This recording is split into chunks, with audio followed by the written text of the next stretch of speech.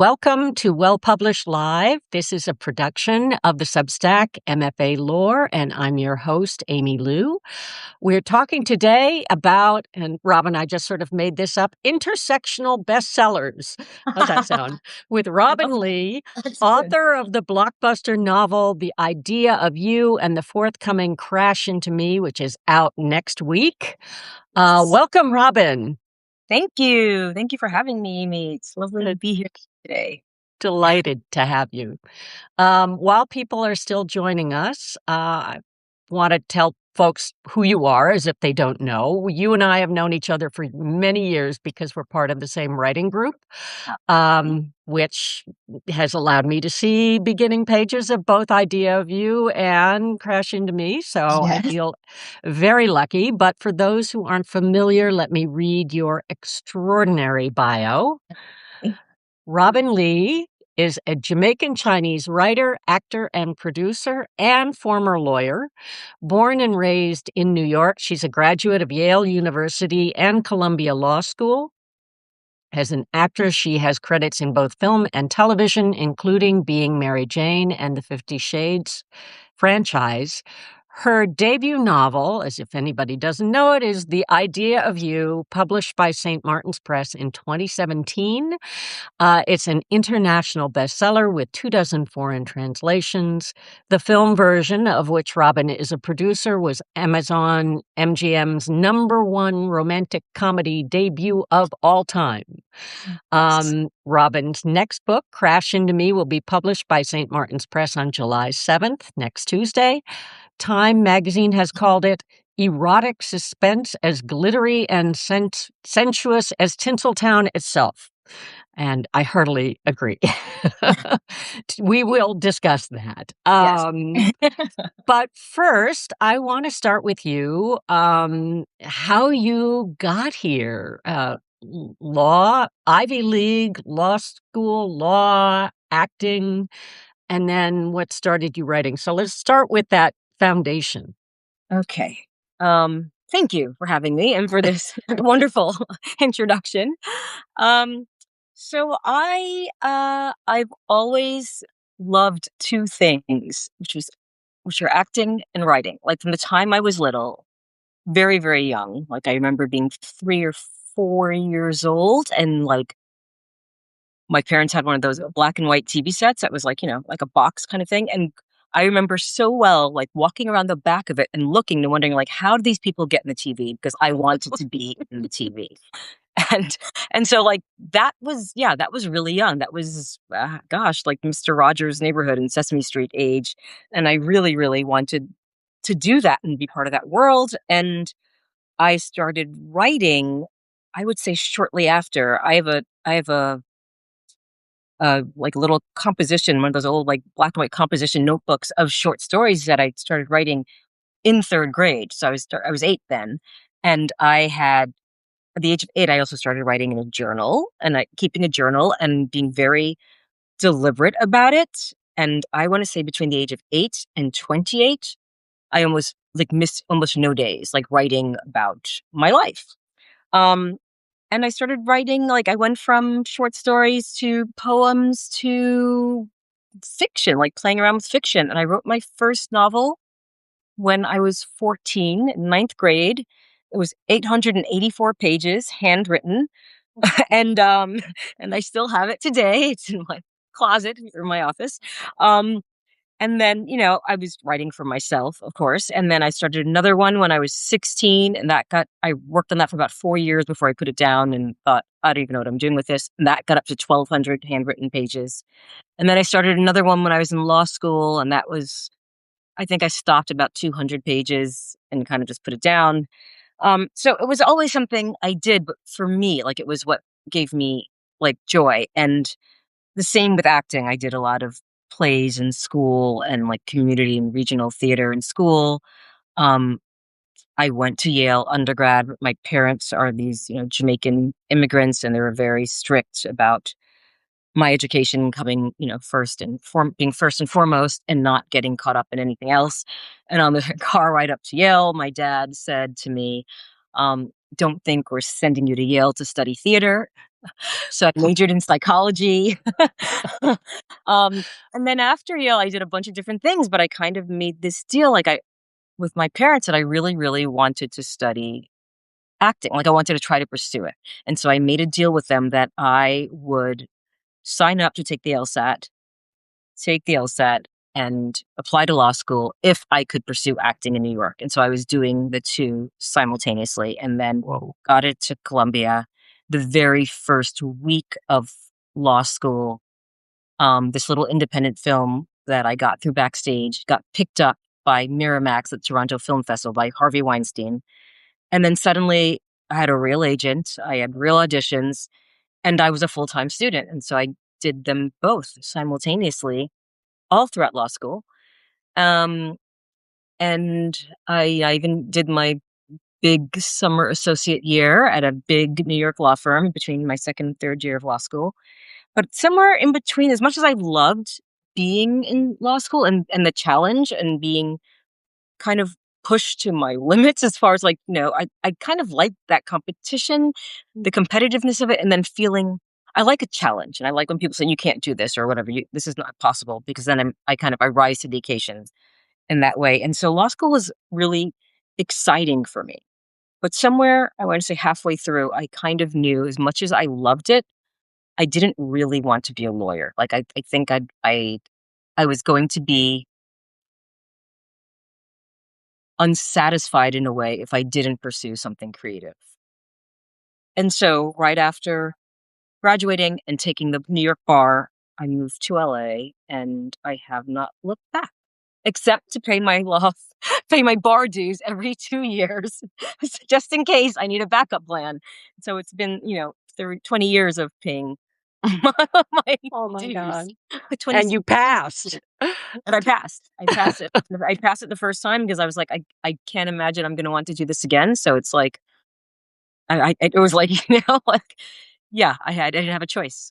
Yeah. But, writing was like what I continued to do for fun, and acting became my profession. And, acting, you're always seeking, um, permission to act. Like it's not something you can just go out and do by yourself, on your own. It's like you're waiting to be cast in something. You're waiting for the casting director to approve you, your agent to get you an audition, and then the producer session, the studio, the network, the director, all of it. You're constantly waiting for permission to kind of explore your craft and explore your art. And for me, writing was something I could just I could zone out and do it anywhere at any time. I didn't need anyone's permission.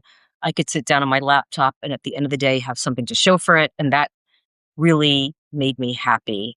And, so that's kind of how I ended up here. And I spent some time working on a novel prior to writing The Idea of You, and I couldn't get it quite to where I wanted it to be to sell it. And so I stopped writing for about 2 years, but I stayed in the writers group. And so I was, constantly still seeing other people's work and workshopping other people's work.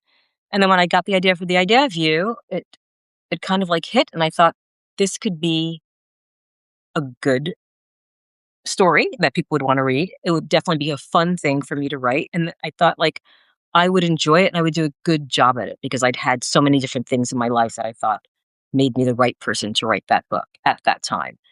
And so I did it incredibly quickly. I think I wrote my first real draft within 15 months.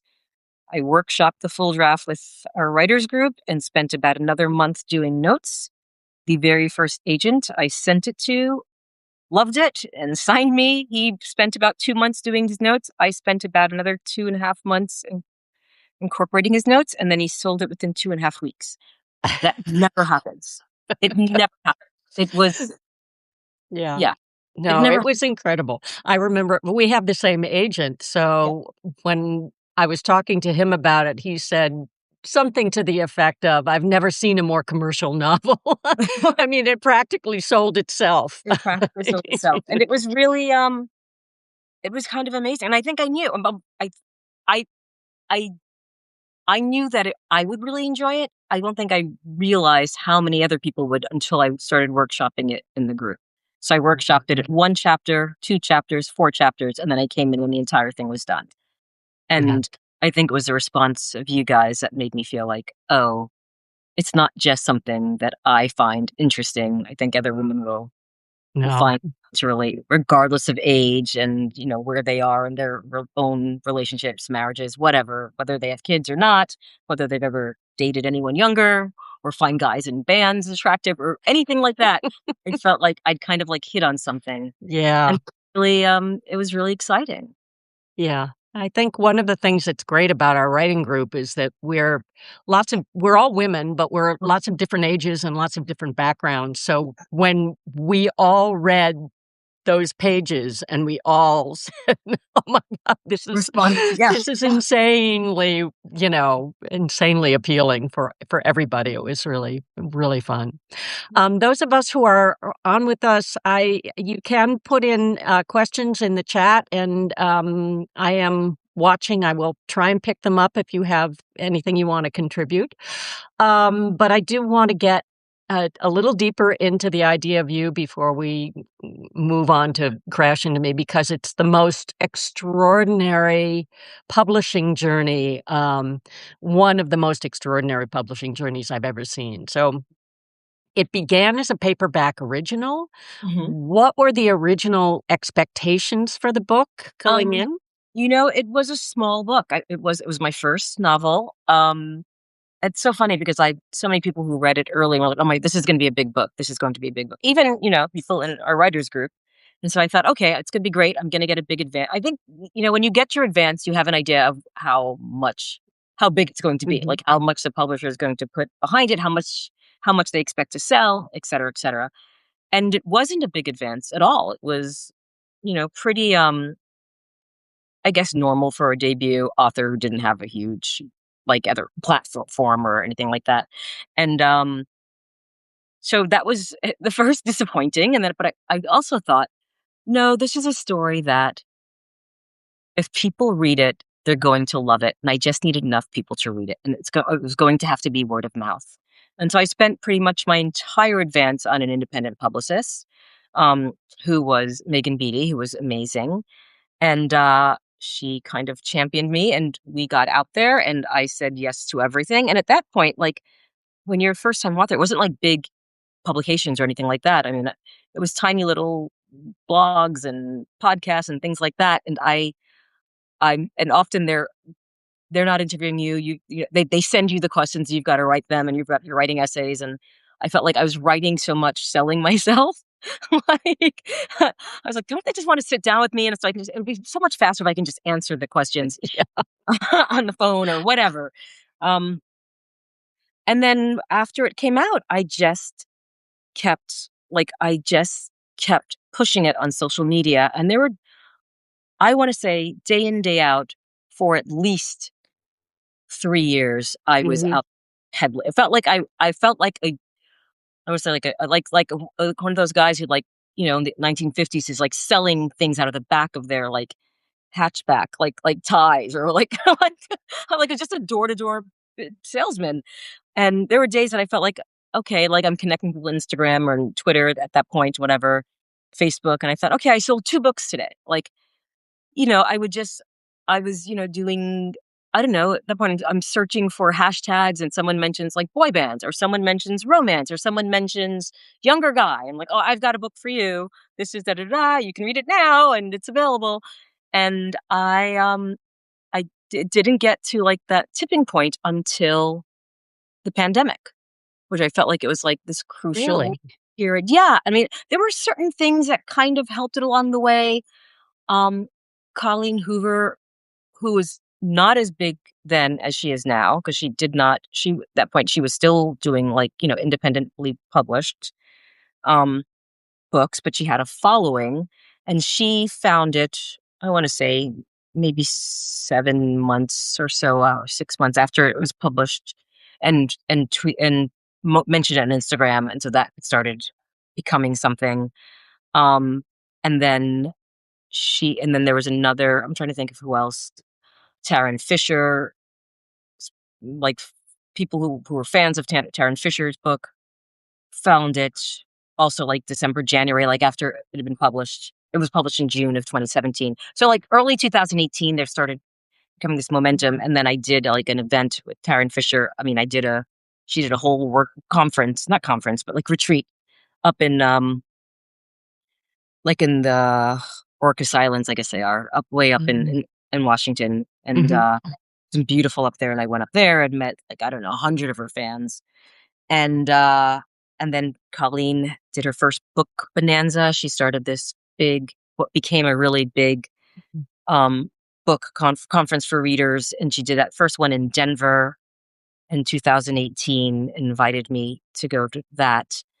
And I think things started happening there. The opening panel was like me and Colleen and E.L. James, and I can't remember who else was on it, but it was about writing sex scenes. And the opening panel had um the entire all the attendees in the audience, and I think maybe they were like 1,500.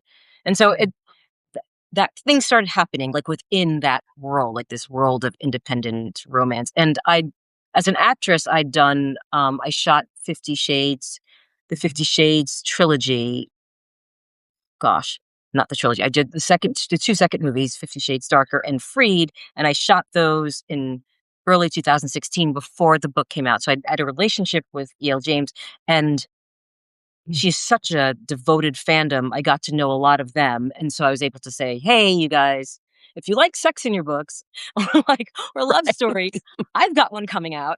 Like, but I was no one to them. I was the actress who played Roz. I wasn't, they didn't know whether or not I could write or anything, but some of them were really great about following me and reading it, and then started to talk about it. And it just started to continue. And I did one Bad on Paper podcast in spring of 2019, and that started to escalate. And so by the pandemic, that's when it kind of hit. Mhm. And Oprah Daly did something, and then Michelle Ruiz did an article for Vogue that came out at Oh, the end of December. I remember that article in Vogue was Yeah, unbelievable. it was Yeah. really great. And that's when I feel like Yeah. it, Yeah. it kind it had a life of its own then. And shortly after that, um, the uh, Anne Hathaway signed on to do the adaptation, and so that that was greenlit. Amazon greenlit it, and things started happening. So, Yeah.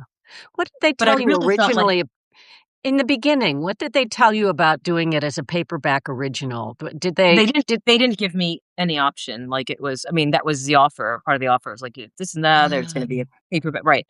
Yeah, they didn't say. So, I it mean, they were pitching it as a summer read, beach read, whatever, um, and that it was going to be paperback. And, they, Oh. I guess, to give you an idea of like how many, I think from your advance how many books they're expecting to sell. And then you just do your best to outsell that. Oh. And you're like, and you, and Has it you, has it come out in hardcover after all of its no, success? No, no. never. And so, Oh. never. And so I just responded to every reader who reached out to me, who tagged me in a review, who reached out to me on Twitter or Instagram or Facebook. I started a private Facebook group for fans like of the book, and You that did really, merch too. I did merchandise because I knew that the people were just really in love with it and wanted it to continue. They really wanted a sequel, and I had no intention of writing a sequel when I wrote the book. I didn't. To me, it was so obviously a beginning, middle, and end of the story, and Mm.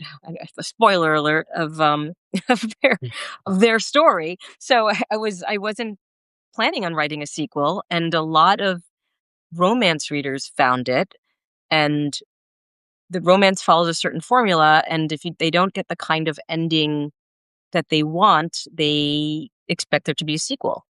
And I didn't have like that was not something I knew anything about, and it was not my intention. And so I woke up like every morning for like 3 years finding someone else like in my mentions. Cause I kept my like DMs open so that people can reach out to me, like demanding a sequel, like begging for a sequel. Um, and it's like, I don't have a sequel, but I've got this group, and it kind of works. It's like therapy for those who really need it. It's like a big huge virtual hug. They're like-minded people who are just as sad, upset, angry, in love, feeling like they need more Hayes Campbell and Hayes and Selene. And so I had this group and I kind of cultivated it, and I'd do Q&As regularly. I'd answer all their questions. I try to give it as much of myself as possible in explaining what I was thinking when I was writing certain things and what was behind the story and the characters. And I gave them deleted scenes and I gave them like merchandise and as much as I possibly could give of myself and what those characters meant to me. I did. And I think that also helped to grow the fandom. Yeah. That was all on Facebook? That Yeah. group? Yeah. Wow. Yeah. Wow. We're there. And it got close to 10,000 now. And then I made it a little more difficult to get in after the movie came out because the movie got a lot of people who were just fans of the movie and had never read the book. And I was there to kind of like answer questions about the book because I did not work on the script for the movie. I was not present during the filming of the movie. There are a lot of questions they would have about the movie that I would not be able to answer because I was not part of that production. And so I just kind of wanted to keep it as a space for readers of the book Yeah. who had questions about the book and the characters as in the book because the characters are very different in the film for the most part, and I couldn't answer their questions. I didn't know I Mhm. didn't have an insight into why the choices were made that were Yeah. made. And like, what was a choice by an actor? What was a choice by director? What was a choice by the writer or the other producers? And so I just I kind of kept it as a place for readers of the book. So you were telling me before we started that, the agent and the editor did not press you for a sequel, only the fans did, which I find Yeah. really fascinating. Yeah. But then what was the process Never. of They that's never. Like that's great. they never said, so is there anything to follow this up? Or like, do you want to write more? Or we're open to that. You've got to be never. Which is great So because I then have how did you start to segue? Because there are a couple of themes. You've got the themes of art and, motherhood, yeah, and age is much more of a theme in The Idea of You than it is in Crash Into Me, but those are really the 2 that that's kind of correct. carry over, but Yeah. then the other themes in Crash Into You are, female eroticism and race and, wealth and class and all of that kind of stuff, which is very, very different from Yeah. the Very first different. book. So take Um us through the transition. so I had about 3 years of writer's block right after finishing The Idea of You. Um some of it was in response to the publishing of the book and feeling like perhaps I was misunderstood. I didn't feel like I'd written a romance and it was positioned a little bit as a romance. And I felt very it was not as much as like I love curating and cultivating, sorry, this fandom or this group. It was not easy to wake up to people every day begging for a sequel. Like they wanted their happy ending and they felt like I'd robbed them of something or I'd I'd broken the rules or whatever it was, but Mm. I disappointed them. And that was never my intention. Like I was writing a love story. And and my favorite love stories, like my favorite books is like I don't want to know how the story is going to end when I start a story. And I do feel like with romance, like no matter how great the journey is going to be and how different or unexpected it is and how witty the repartee is or how, talented the writer, I know at the end they're going to end up together. And I don't like to know what the ending is going to be when I'm reading. Like I often don't read the back of I mean, I read it enough to know what the story might be, but I'm not gonna read Goodreads or anything like that. Like, I'm just gonna go in and read it. Or I pick up something and I love the cover and I read the back and I have an idea of what this can be, but I'm not going to dive in too much. Or someone says, "You have to read this," and I don't even Mm. ask what it's about. I just read it. Um, I like the journey. I like not knowing where I'm going to go. I like being able to trust the writer, the author. I'm hoping that that person's talented enough to, like, take me on a journey. I feel like it may have been Curtis Sittenfeld, an interview with Curtis Sittenfeld I read years ago when she said, the very first page of the book is like being led to the dance floor by the author. And very early on, you know whether or not this author is a talented dancer and you trust them to lead, or if this person's going to step on your feet and be I love clumsy. that metaphor. Yes. It's really I'm pretty sure it great. was an interview with Curtis that I read. Um, and I think that is so wonderful. Like, it's true. Like, you read something and you know whether or not, like, oh, I can just relax and let this person twirl me around the room and dip me, and they're not going to drop me on my head. Like, they know what they're doing. Or like, oh, I'm not so sure about this. Okay, I'm gonna dance with you, but I'm not. I don't know. Like, what? Or sorry, I'm not dancing tonight. Sorry. Right. Like, you're waiting for like, you're in high school and you're waiting for the cute boy to ask you to dance, and you're like, yeah, no. Um, so I like to be surprised and taken on this journey. And so I was kind of I was surprised when it got this kind of packaging and positioning as a romance novel. And to be fair, it says, I think it's like contemporary fiction slash women's fiction. Sorry, contemporary romance slash women's fiction.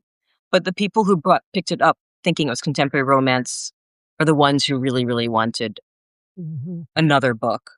And I so I felt like, how do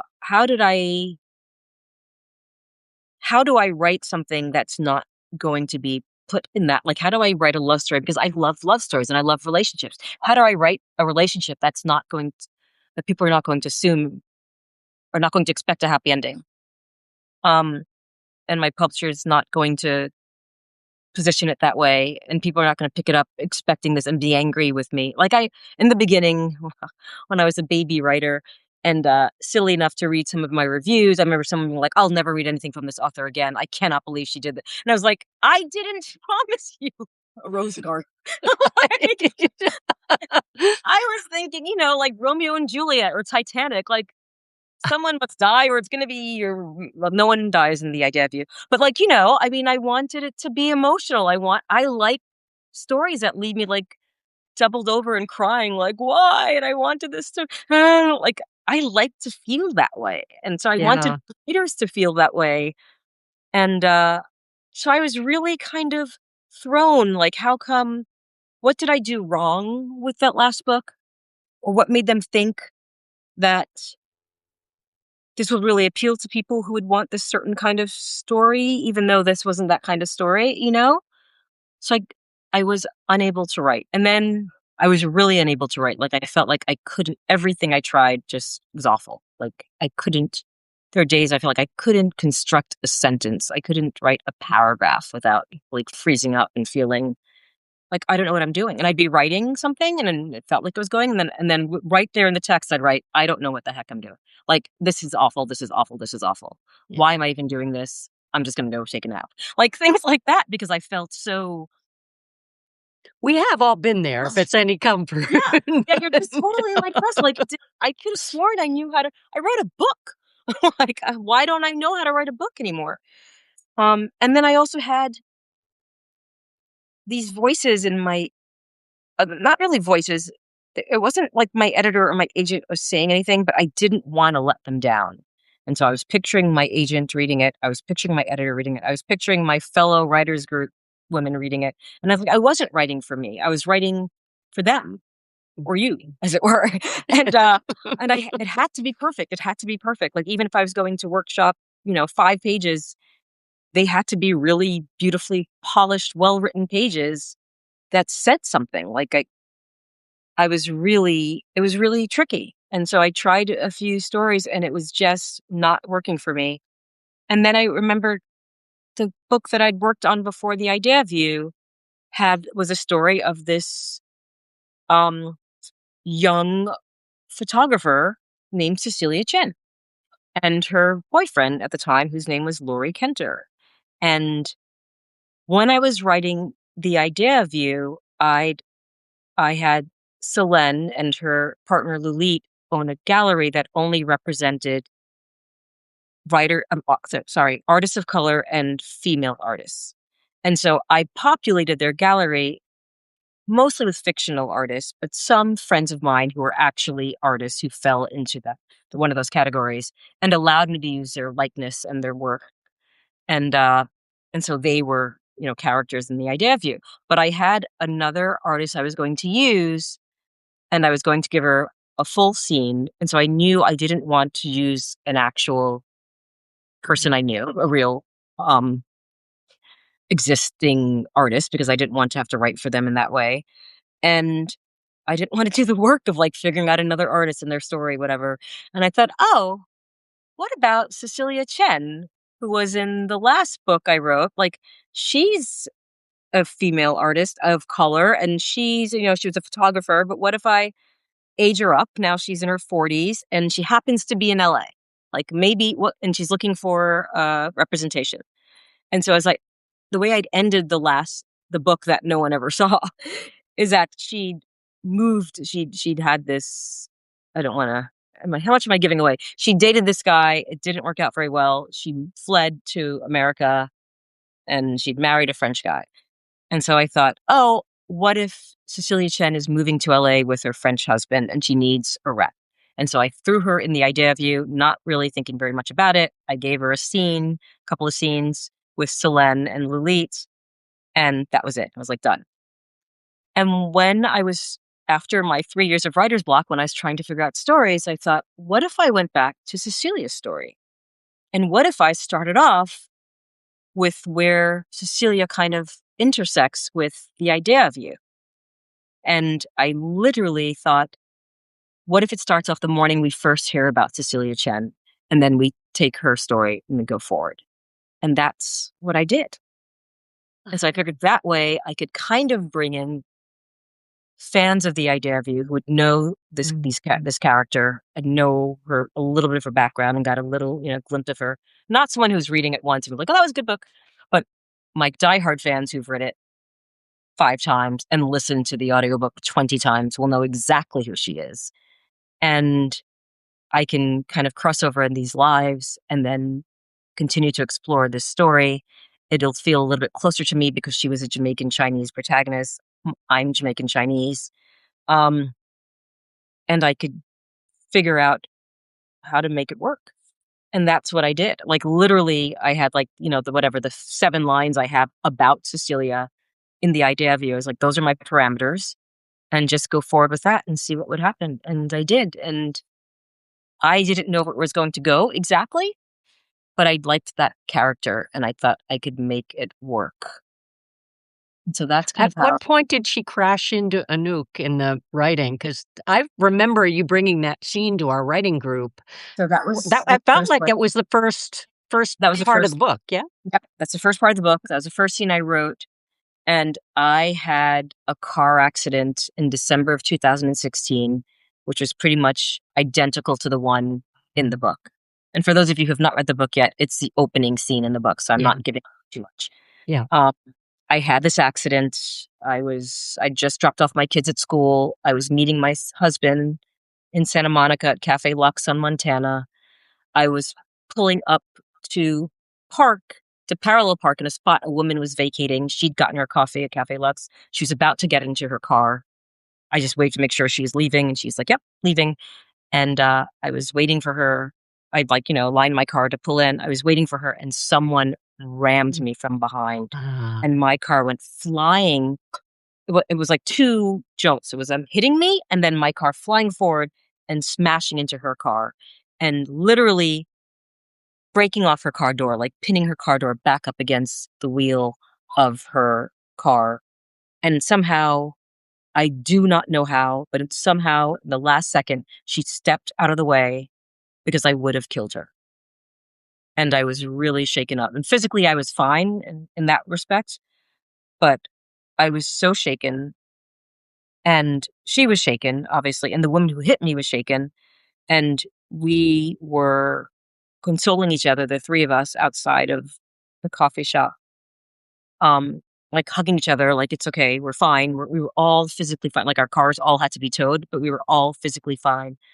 And while we were waiting, the woman who'd hit me, her husband came to the scene, and he was watching us, and he just started to like kind of smile. And I was like, what's so funny? And he said, women are so funny. He said, this would never happen if it was three men. We wouldn't be hugging each other like, you're going to be okay. We would be like arguing, accusing each other, like fighting. And I thought, he's so right. Like, it's so interesting the way women respond to trauma, how we interact with other women, how we are just naturally nurturing and warm in a way that could have been like a complete, like if it had been three men, it would have been a completely different thing. And I thought, my God, this is a great way to start a book. Like, it's the start of something. And it's these three lives coming together randomly and violently and intersecting in such a way that anything could come from it.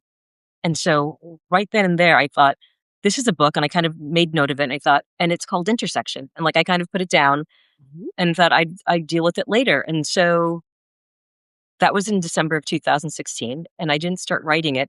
That I didn't write that scene, that opening scene, until April 2019. Oh, wow. That Yeah. was a long germination. Right. Because I thought about other stories, whatever. I thought I'd come back to it, whatever. And I thought about other book ideas and nothing worked. Like, I really had complete writer's block between 2016 through 2019. And in 2019, I had this idea for the story about telling Cecilia's story and kind of working in the Anouk character and what them having something in their history or whatever. And then I thought, oh, what if I started it with that car accident? What if the car accident is the morning that Cecilia's on her way to meet with Selene and Louis from The Idea of You? And it all kind of aligns. And I tell her story from there.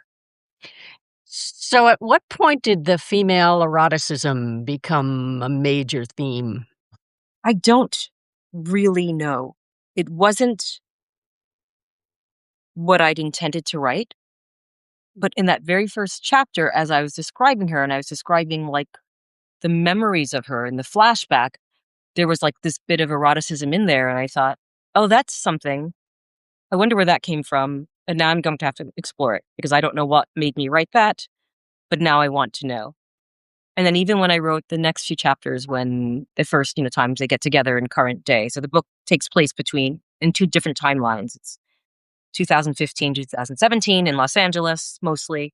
And then 1996, January 1996, during the course of a week in Cabo San Lucas, where the two women originally met on a photo shoot that where Anouk was a Just model. kind of Yeah. kind of the Yes, cover. this is the Yeah, yes. So Anouk yeah. was a model, and Cecilia was assisting the photographer on this photo shoot in the 90s. And I knew that something really intense had to have happened then, but I wasn't sure what. And I kind of thought, I'm just going to write and explore and see what happens. And I have so many chapters that I wrote and then wrote threw away, like trying to figure out what is the story? Like, how are these women connected? What happened with them? Who are they? Who were they then? How did they respond to each other? And how do I reconcile that with who they are now? One of the things I'm curious about, especially in this book, is the themes are really strong. The theme of beauty, the theme of wealth and privilege, the Hmm. theme of sex, the theme of race, Yeah. and they're all woven together in a way where they're all very distinct. Right. They're all very connected.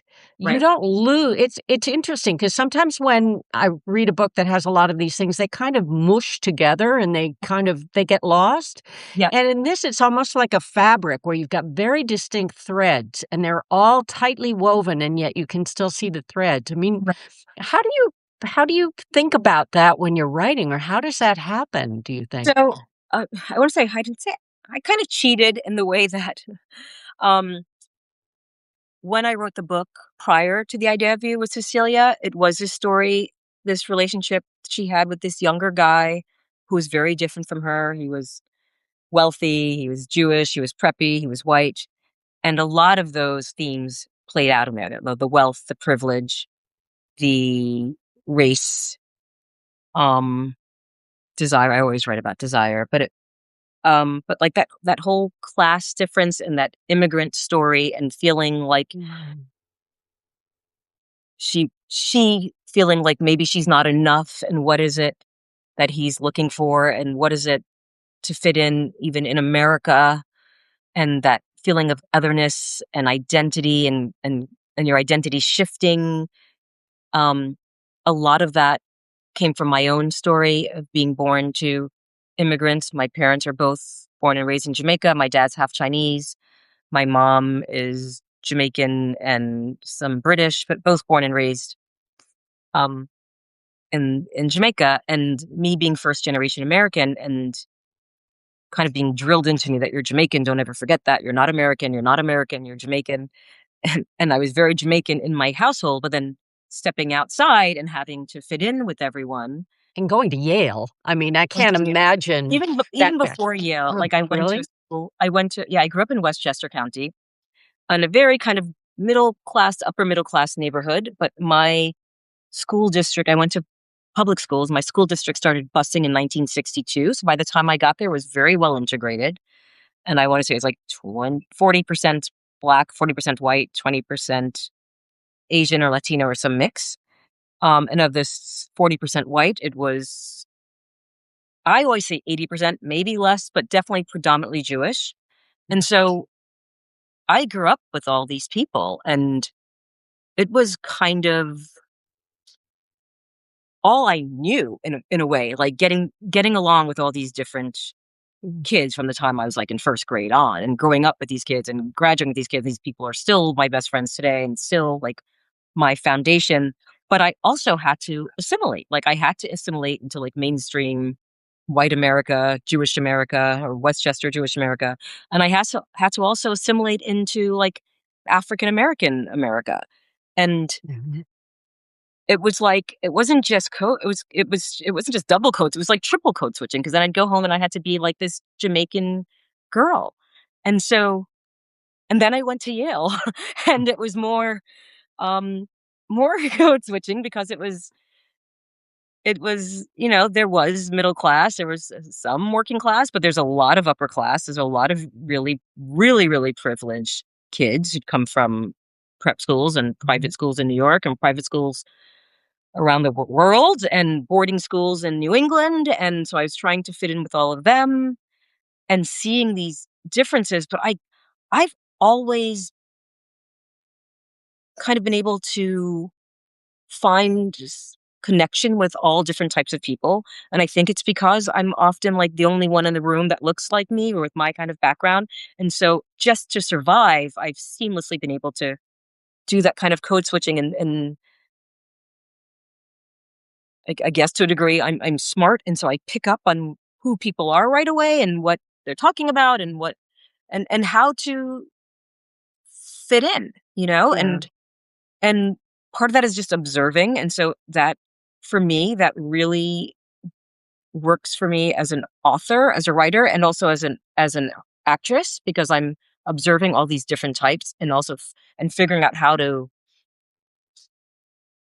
where my in is, what the connection is, how to feel comfortable around all these different types of people. Mhm. And so I definitely had a lot of exposure to wealth and privilege in college. And I kind of wanted to write about that and what that's like when you are Yeah. this, like, this immigrant or child of immigrants, and you are having to kind of navigate these different groups, like subsets. It's such a great tool. It's a real benefit for a writer, I think, to have that inside, outside, Yeah. insider, outsider Yeah. point of view. And Cecilia definitely, she shifts back and forth all the time throughout the book. I want to shift gears a little bit because the book is also strangely political. It's not overtly political, but you Right. deal with race and raising a Black son in America, Mhm. and you, refer to Trump without naming That him. would help me. You kind of do this interesting dance, and also because Cecilia's base is in Paris and your base is in Paris, Right. you have, again, the insider-outsider. You've got the Right. view from Europe, from abroad, really, Yeah.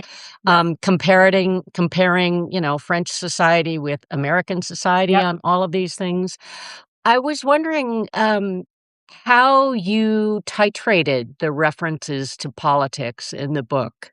You obviously wanted to include a lot of it. Yeah, because, I part of my writer's block for those 3 years was during the first, um, Trump administration and being super aware of how certain decisions were affecting people. Um, Aware of the, um, I don't know if it was an uptick, but just, well,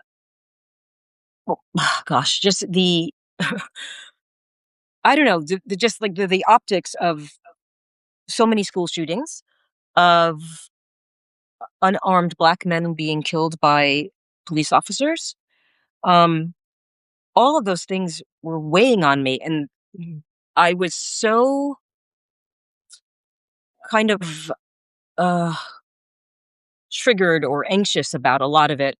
I couldn't just write. Like I couldn't just sit down. Like let me just write another. What's this one going to be? This going to be a love story? Like I, it was too oppressive for me, and it was weighing really heavily on me. And I knew I couldn't write something and pretend everything was just like hunky dory, like life was just going on because I knew I was suffering in a way, and I knew a lot of groups were suffering, and I wanted to acknowledge that even in myself, like the thoughts I was having, and also that kind of led up to my move to France, which, to be fair, I've always wanted to live in France. I've been a Francophile since I was very little, and I spent my junior year of college there. And I thought, one day I want to move there. And that was like, from the '90s on, I was like, someday, someday. So it wasn't like everything the politics happened. I was like, let's move to France. It was very much a concerted effort, like teaching my Mhm. kids from birth, and but I couldn't be aware of everything going on in the world and not incorporate into the story, especially with the timeline of the story, because I had that overlap with the idea of you. It was starting in 2015, and when I timed like how long it would take to write a trilogy and go into post production, everything like that, I had to be very conscious of what Francois, so Cecilia's husband, is a filmmaker, Mm. and he's there to shoot a trilogy, and I had to be very conscious of what that timeline looks like. Mm. And so it was stretching into 2017, and a lot was happening here at that time. Um, and it was hard for me to pretend that it wasn't, because I also like to do this thing. The idea of you and Crash and Me are very much in the same world, Mhm. but I also like to make my worlds feel very real. And so I'm typically um, acknowledging popular culture, what's going on in the news, all of it as it's happening in both books. Like if it's something's major is happening, it's in the book. Like she's very early on in the first scene when she gets into the car accident, she's listening to NPR and they're talking about Aleppo, and that's when it was all happening. Like I remember Mhm. them talking about Aleppo when I had that car accident. So it's like that was 2016. Like what was going on in Syria. Like it, I'm I it gives me a sense of place, and I'm hoping it gives my readers a sense of place. So it feels like this is real and it's happening in a not in a parallel universe, but almost about like it's happening right now, or it happened at that point. I just happened to not know those people and I missed it. But if I lived in LA and I was driving down the street, I would have seen this accident and I would have met these people, and because it feels like it makes my Very world. real. Yeah. Yeah. Yeah. And you write about you include the names of all places and brand Yeah. names and all Yeah. of that, which all helps to make things real. The part where it goes in a different direction, of course, has to do with the eroticism and the sex. And um and when you tell people about writing sex, what are some of the tips? This is I'm like looking for a fan because now this is like it's hot here already, but now it's like it's really hot. Okay. So I have written sex since I was way too young, like 13, 14, way before I started having sex.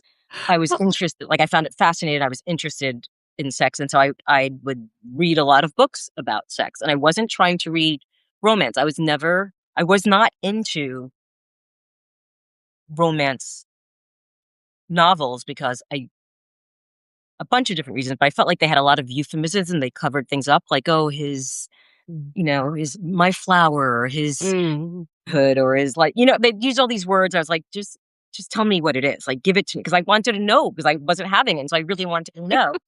Plus, I really didn't find Fabio attractive, and this was a period when Fabio was on the cover of every. God, I yes. don't I don't like guys with long hair flowing like that pirate look. I don't like beefcake, and, like, I don't like, "Oh, my shirt's unbuttoned and you can see all my muscles and my rippling abs." Like, it was just kind of gross to me, and so I was not picking up those books. Like, it was not interesting to me at all.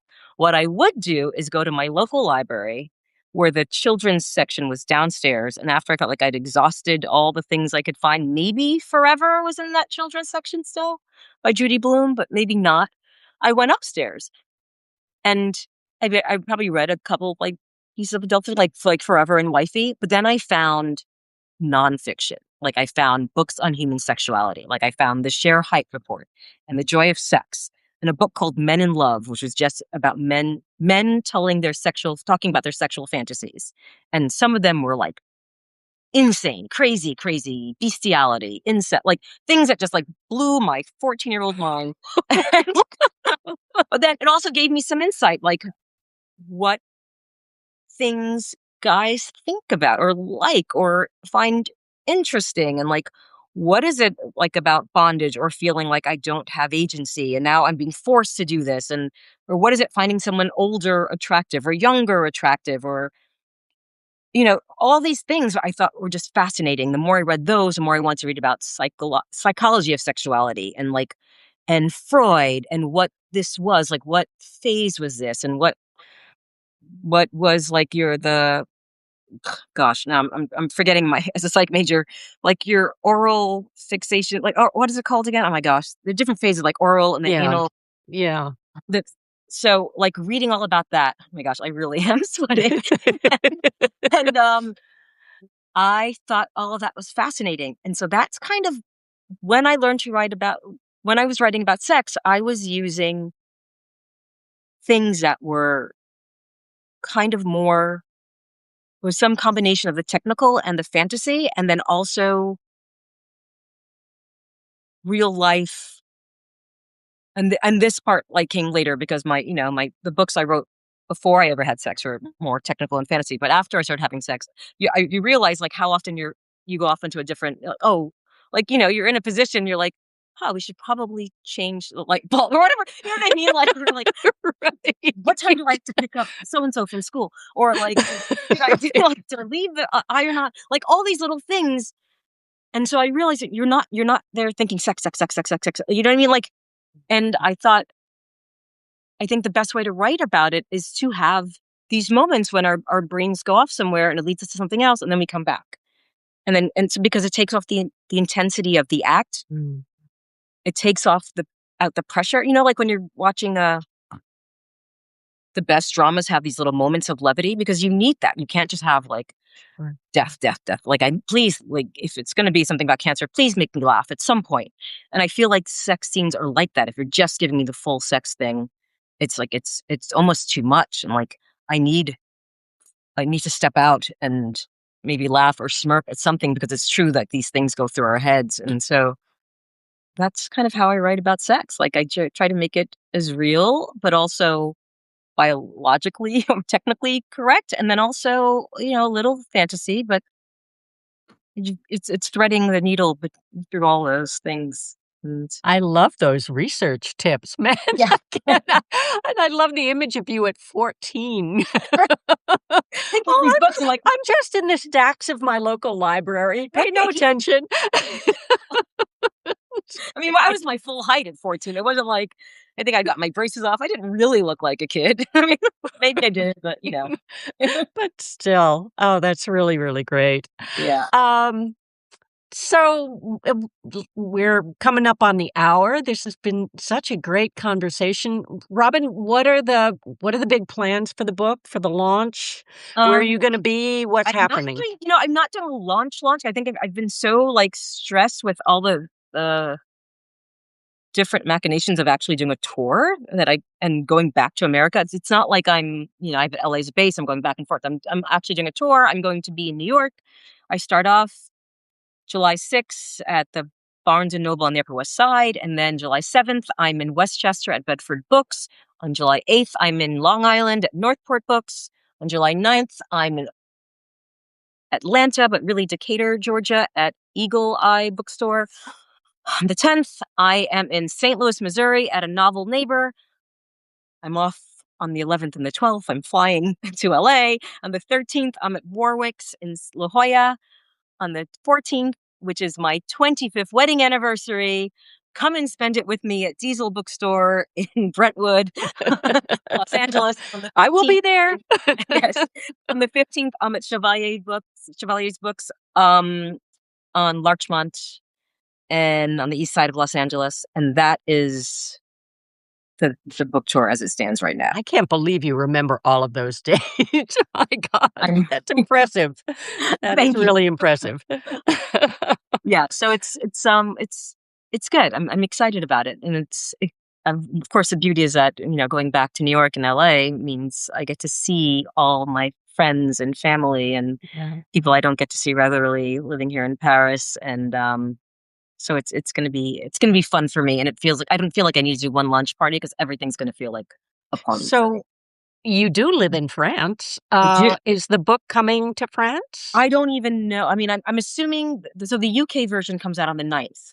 And I don't have a cover. I'd hold that up for you right now. It's in the other room.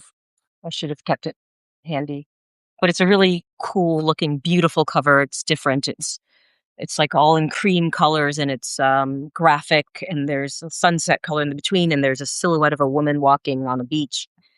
And it comes out July 9th, and I'm guessing the UK version will be in things like Smith and Sons, which is an English bookstore here in Paris. And yeah, there's a Red Wheelbarrow in Paris, and there's Shakespeare Bookshop, but there's not that many English bookstores in Paris, and we haven't sold the French rights yet, so it's just the English rights that are going to be here, the UK version, and or maybe the American version.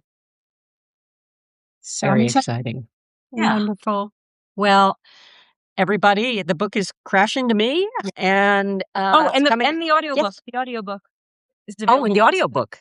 on the 7th, and I narrate the audiobook, and it's always like the best thing ever to be able to narrate as an author who also acts. There's nothing cooler than narrating your own audiobook. And I did the idea view, and I do this, and I love it because there's all these accents and like different regions and countries and genders and like ages, and I love giving voice to my myriad characters. And you can make sure that all the voices are right, which is not something that happens when somebody else narrates your book. Yes, I know. I'm sure. I know from experience, Yeah, even the pronunciation of the characters' names can I be know. I'm screwed sorry. up. I'm sorry. So, I just narrated an audiobook, my first audiobook, the full one that was not mine. I did a project that Julia Welland's company's doing, and it's Indigo by Beverly Jenkins. Jenkins? Yes. And that's her name. I feel like, am I saying it right? Yes. It's an old romance from the 90s, and it's so good. But it takes place during it's 1858, maybe like right before Civil War, and along the Underground Railroad. It's awesome. But she was so good. Julie was so good to contact Beverly and get the pronunciations of all the characters, like everything. So I hope we did it justice. So, great. yeah. Well, Robin, thank you so much. Thank everybody who was here. The video will be put together with a transcript and high points. Excellent. I'm going to actually post it later today, so Wonderful. it'll be up about very quickly. Great luck with the book, Thank you and so much, Aimee. Thank you. see you soon. See you soon. Take care. Bye. Thank you. Bye. Bye.